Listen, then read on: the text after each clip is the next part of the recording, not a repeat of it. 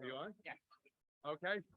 For those of you joining us on the webinar, welcome to the 113th race in Mackinac. We started a little bit without you, but I just was making a comment that this is a very, very special race. Very special in the sense that 2 years ago it was canceled due to COVID. Last year we had restricted docking on the island. This year we're back in full. And again, those important qualities of resilience and adaptability that got us all through COVID are really key attributes of this race. They've been those key attributes each and every year. And it sounds like this year, the 333 miles ahead of you, once you hear Chris Bedford's report, have a little bit of everything in store for you. So once again, resilience and adaptability are going to be there, and it's just going to make this race extra special. So welcome again. Thank you for coming to this wonderful event. We look forward to seeing you here and on the island. We want to thank those that made this possible, and more importantly, those that make it safe. So I want to start off with thanking our representative of the U.S. Coast Guard, Lieutenant Overstreet. A warm welcome. Thank you for your service, and thank you for following the fleet all the way up to Mackinac Island. I want to thank our volunteers that make this possible, the hundreds and hundreds of hours that put in.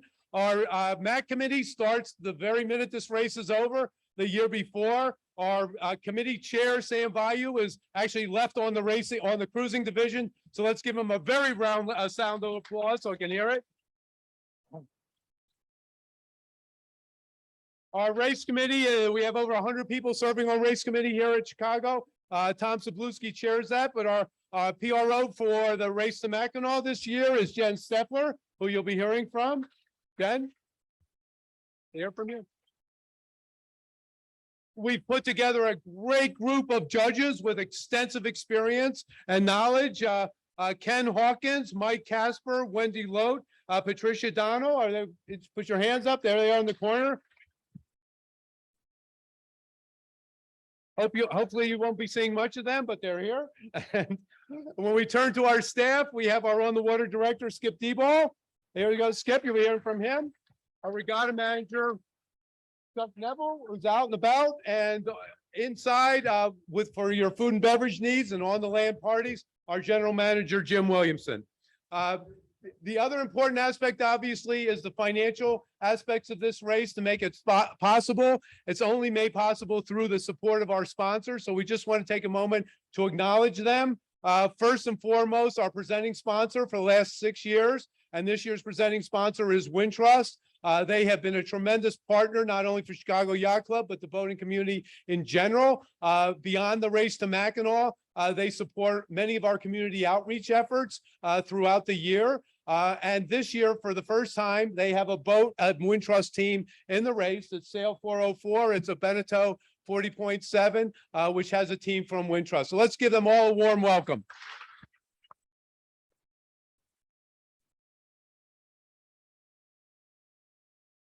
Our premier sponsor is Omega. They've set up a wonderful boutique inside our main dining room. I would invite all of you to take a moment to go take a look at the wonderful watches they have there. Our supporting sponsors, many of whom are in the parking lot area here, please visit them. We have Soul Jets and Sika together with Barton and Gray, Blue Plate, Crowley's Yacht Yard, Evolution Sales, Mount Gay, Team One Newport, Harkin, Predict Win, and Starline. So let's give all of them a big round of applause for all of their support. But the most important participants persons in this race are all of you, all of the participants. We wish you the very best. We wish you a safe journey, and we are looking forward to seeing each and every one of you on the island. So thank you very much. It's now my distinct privilege to introduce a member of our MAC committee, Adam Collins, who's filling in for Sam while he's on the cruising sail. Thank you. Thank you, Commodore. Might be the first time anyone said it's a privilege to introduce me, so that's nice. Want to welcome everyone. We just have a few notes and reminders before we get to the good stuff with Jen and Skip and the man of the hour, Chris. A couple reminders. This is a courtesy for the meeting. All the invited competitors, the people in charge are responsible for obviously reading the SIs, reading the rules, understanding them, and following them. Racing rules of sailing, fair sailing, and it is your decision to race. And we'll see how that goes once Chris gets up here. It's going to be interesting. Sporty, right? Social media. We're on Facebook, Twitter, Instagram. If you are using any of those, tag us. We're at Race to Mackinac. The hashtag is CYCRTM. I've seen a bunch of the folks from the cruising fleet out there already this afternoon. It looks really awesome. So please share your pictures and your videos with us. It's really great to see. Transponders. Hopefully everyone's got those on. I saw someone went up to Wisconsin already with it and came back. But the transponder link for folks who want to share that out so your friends and family can follow you as you do the race is here. And you can text if you've got a problem with yours. Please let us know. We'll try to get that fixed as soon as we can. The last thing I've got is this is a clean race. So please be cognizant of not throwing anything overboard. Use the DNR garbage and recycle bins. There is a new element this year. I know it's been in a lot of the communications. No portable fuel cans on the DNR docks. You can still refuel at some of the places that are here up on the screen. But please work with us. As the Commodore said, we worked really hard. The team worked really hard with the flag to get the expanded docking back in the harbor there. We really want to make sure we keep that for future years. So please work with us on the fueling element there. With that, I'm going to turn it over to people who have much more interesting things to tell you. First one's Jen. So Jen Steffler is the principal race officer for the MAC committee. Thank you all.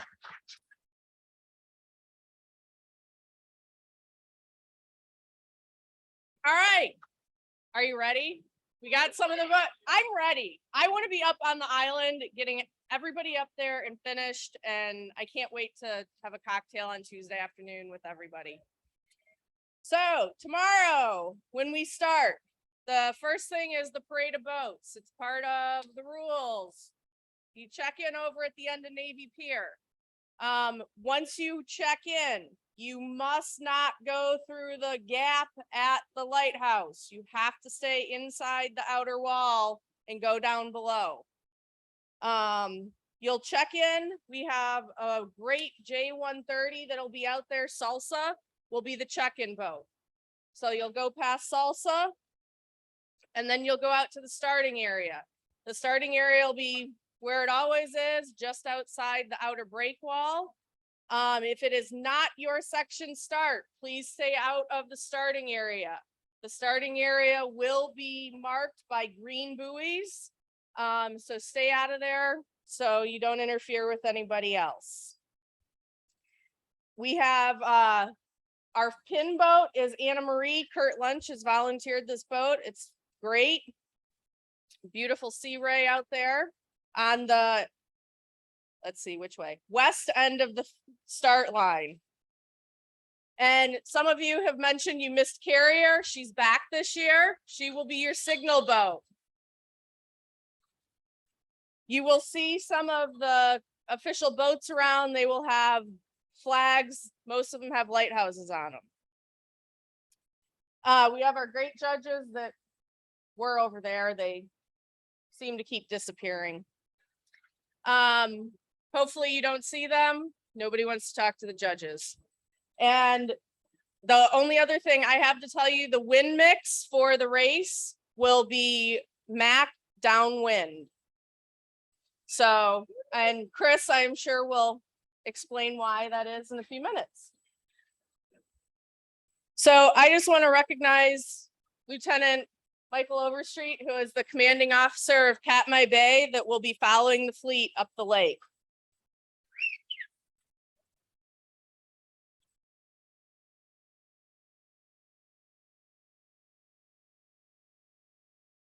Thank you. I appreciate the warm welcome. I particularly appreciate all the hospitality that the race committee has shown us since we've been in town here. I know that I'm standing in between you and the weather forecast, so I'll keep it brief. We're on channel 16 out there. Don't hail us directly.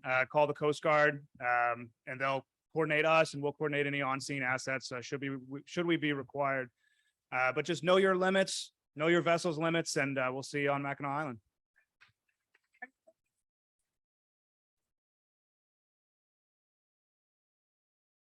the participants in the race have a little bit of something for you and your crew. All of the participants sign this merging that you're happy that you and the crew have.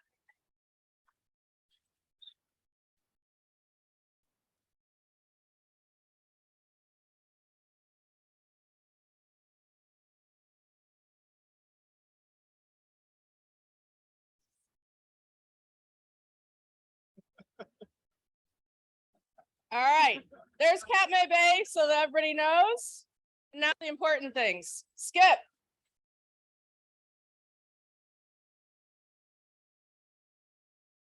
Hey, everybody, I get to talk about the really fun stuff, and that's docking on the island. So good news is we're gonna get a lot of boats in on the island this year, which is awesome, and special thanks to the Michigan DNR for working with us on that. When you finish the race, you're gonna go to channel 72 and you're gonna hail dock control at that point in time. When you hail, wait for your instructions, please, and then we will direct you to the associated dock that we're gonna have you in. On the screen, you'll see the map of Mack Island. It's A through J, and you'll have some instructions in your Open Me Under the Bridge program. You'll receive instructions. One thing of note on this map, you'll see race headquarters is on the main dock of the DNR dock. So that's where you're going to turn in your transponders and your finish cards. A couple of notes here. All of the docking has been pre-assigned. It's all been taken care of. We've had a couple of curveballs in that the water's a little lower than it has been in the past. We're making accommodations for that. But just rest assured, when you finish the race, you'll be directed to your spot. Next note is if you have a touch and go situation where you're staying off the island and you want to turn in your transponders and your finish cards, please have them ready. We will gladly receive them when you hail us. Make sure that they're ready to hand off. Any changes in the docking is at the discretion of the harbor master. So please work with us to be patient and work with our partners at the DNR. After the race, you're going to turn in your race committee, your finish card and your yellow brick. And let me get my notes here. Yep. And pick up your drink tickets, because now you're going to be in paradise and you're going to want to blow up some steam after a long race. Remember, the docking folks are your friends. We're just as tired as you guys are. We want to get you docked safely. We want to get you tied up, and we want to get you feeling good at Mackinac Island. We'll see you at the party. You guys have all prepared. You prepared your crews. You prepared your boats. Have a safe trip. And with that, it's my pleasure to introduce Chris Bedford, meteorologist.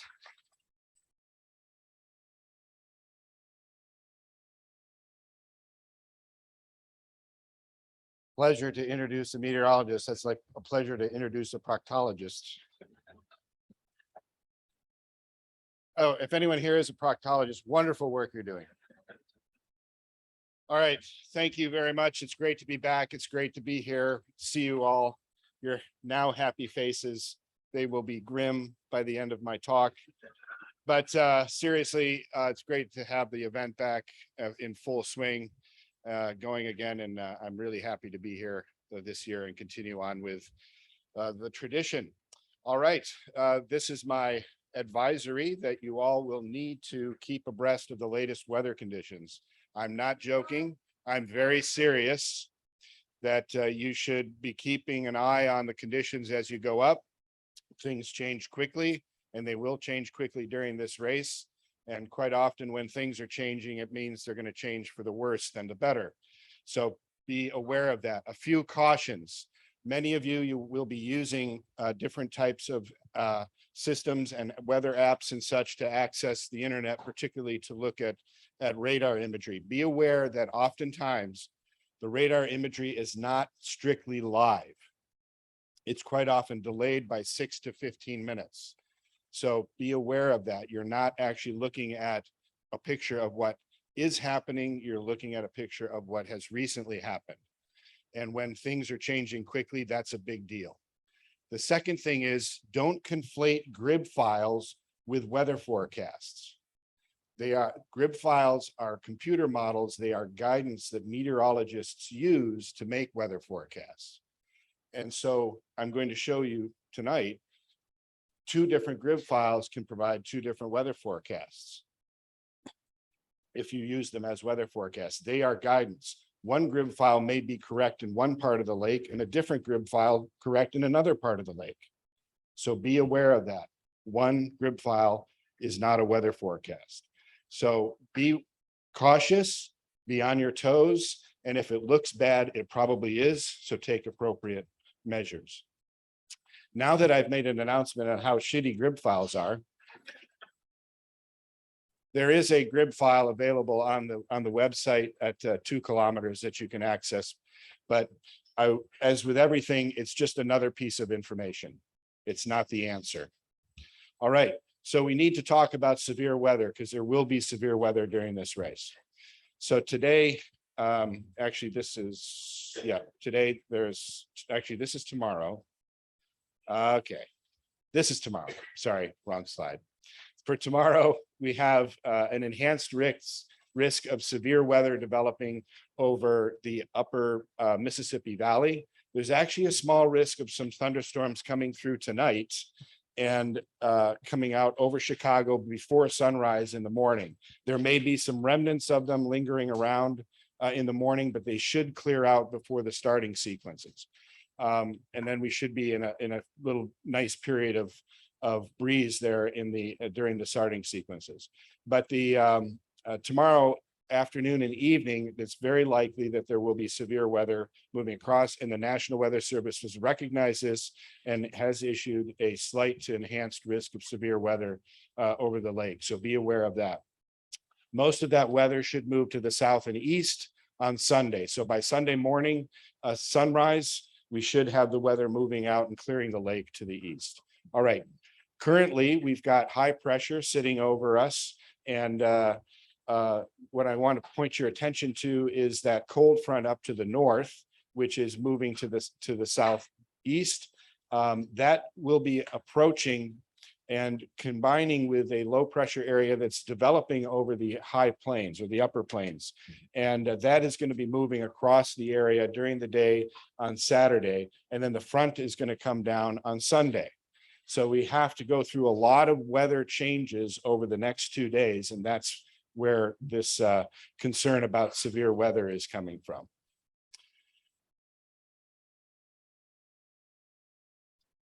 I'm just checking this, and I think this is this morning's outlook. It is. Hang on a second, folks. It's on here somewhere. I'm hopeful.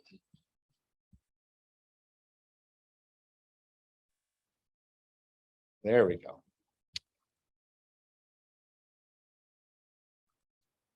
Sorry about that.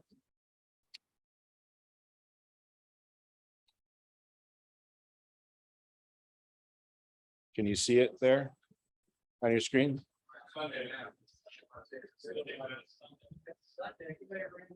All right, is it in display?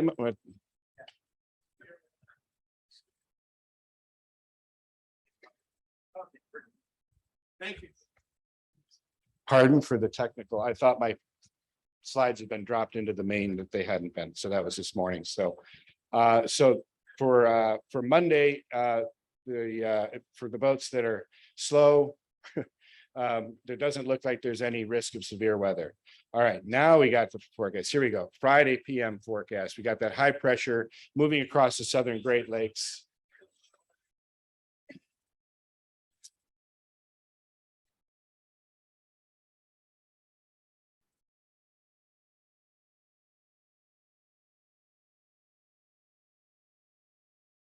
It's like 3 windows open. Stand by.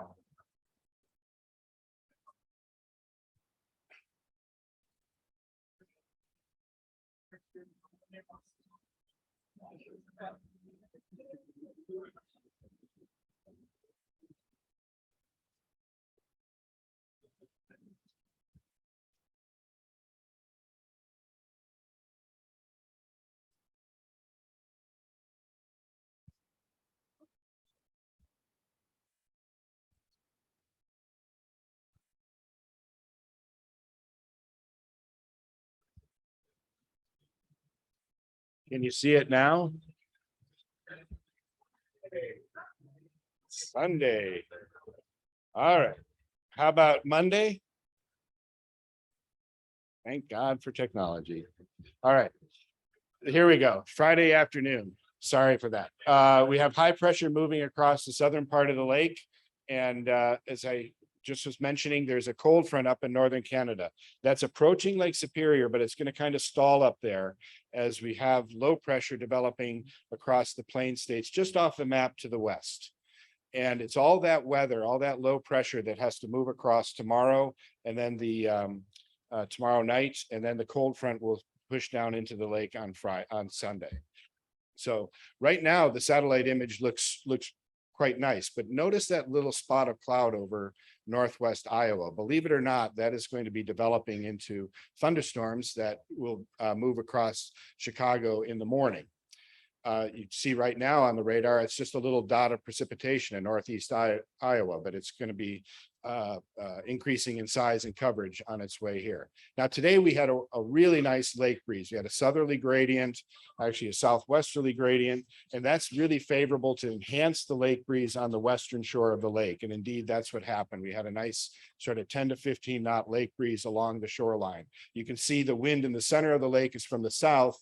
On the coastline, it's kicked in more from the southeast by the thermal component, which pulls it in, trying to get it more perpendicular to the shoreline.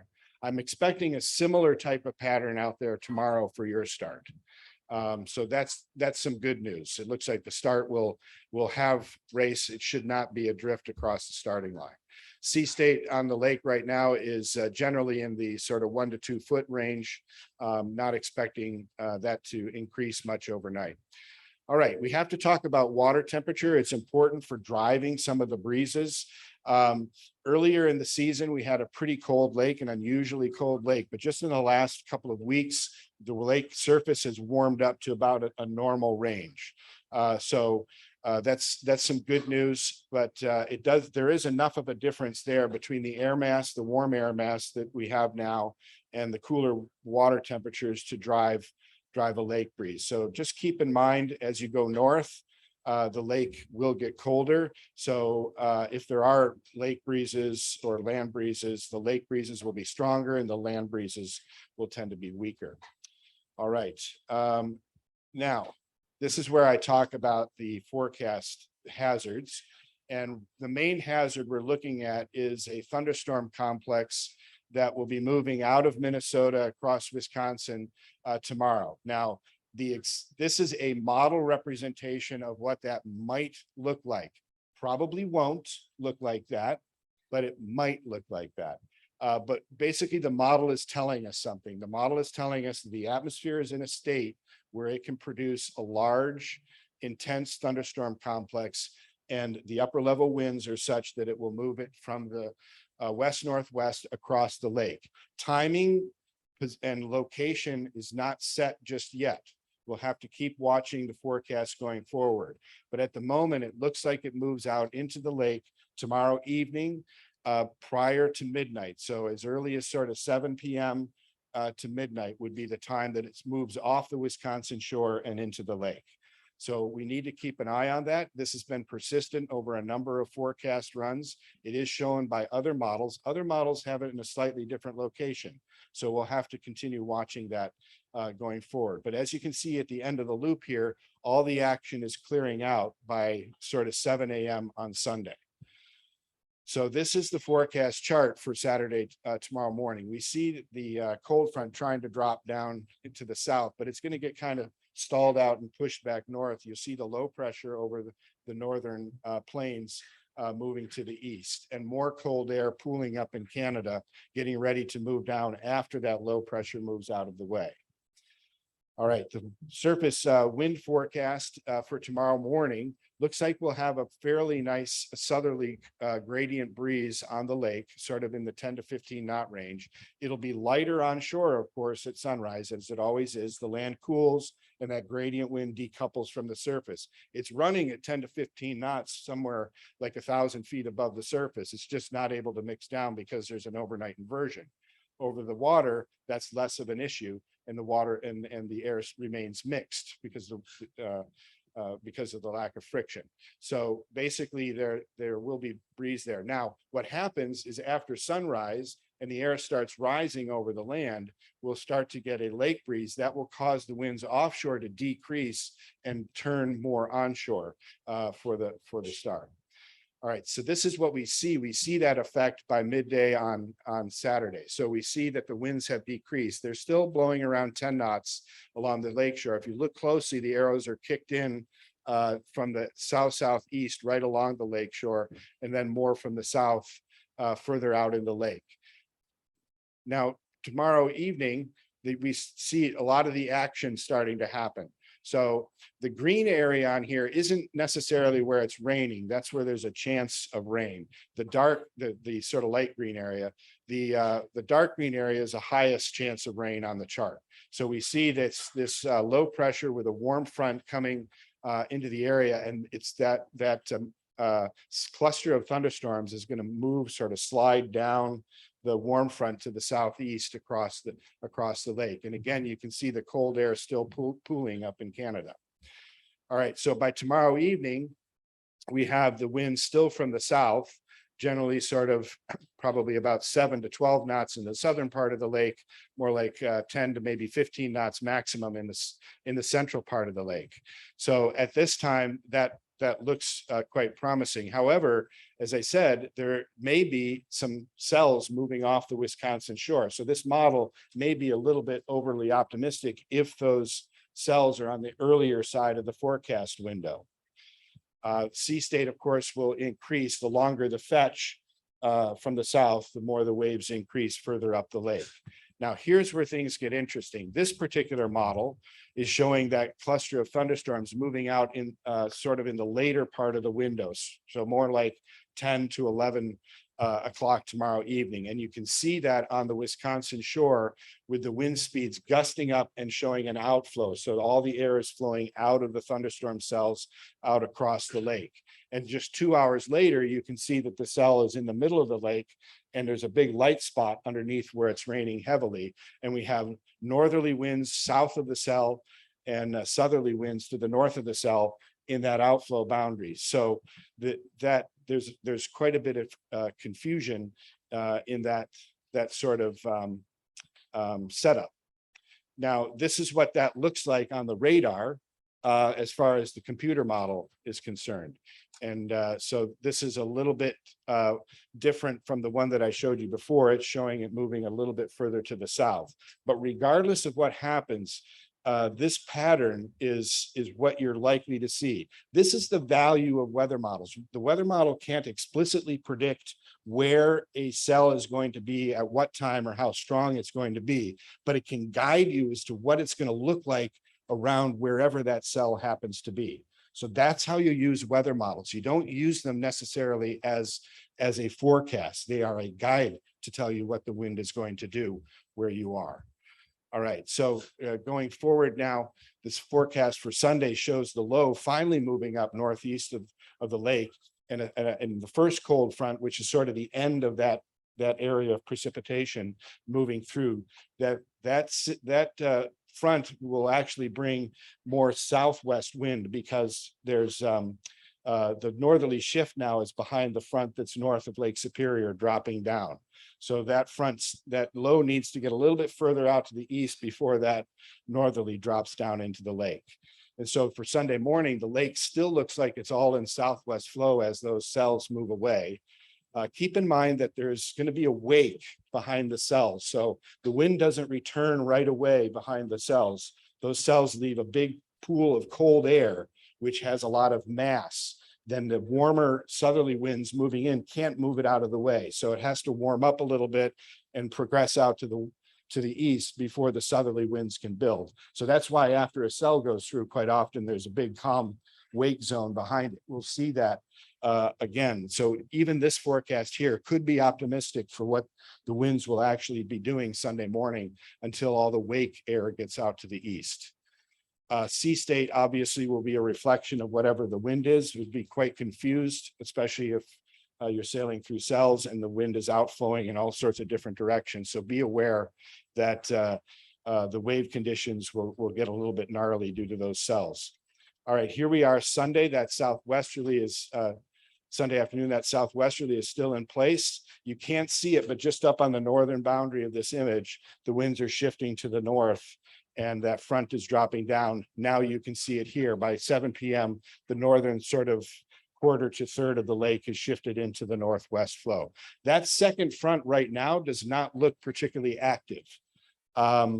It looks like most of the weather is going to be with that first low center. There may be some clouds, maybe some isolated showers with that second front, but it looks like it's going to come through without a lot of weather associated with it. Famous last words. Okay. And then for Sunday, when the winds shift around to the north, there'll be a shift in the sea conditions as well. And by Monday morning, we're all in northwest flow. We see the weather system that we've dealt with now that the race is ending has gone away. High pressure is coming in. The weather is clearing. It'll be very pleasant up on the island on Monday. And here's the forecast on Monday. The whole lake is in northerly flow thanks to that high pressure out to the east. All right. So normally this slide is really interesting. Because it shows you, different speedboats, where they might go on the lake to get some kind of an advantage. But there's a couple problems that relies on a computer model. And we just saw that the computer models are predicting different things. Also, this is largely a gradient wind sort of race. It's not a race that's largely dependent on lake breezes or land breezes. So the routing doesn't look particularly interesting. So based upon this slide here, you may get off the line in good shape. You just have to be ready and prepared for the weather to deteriorate Saturday night and stay that way through a good portion of the night. And remember, it's nighttime, so you won't be able to see the weather necessarily coming towards you, except for maybe the lightning. So just be aware of that.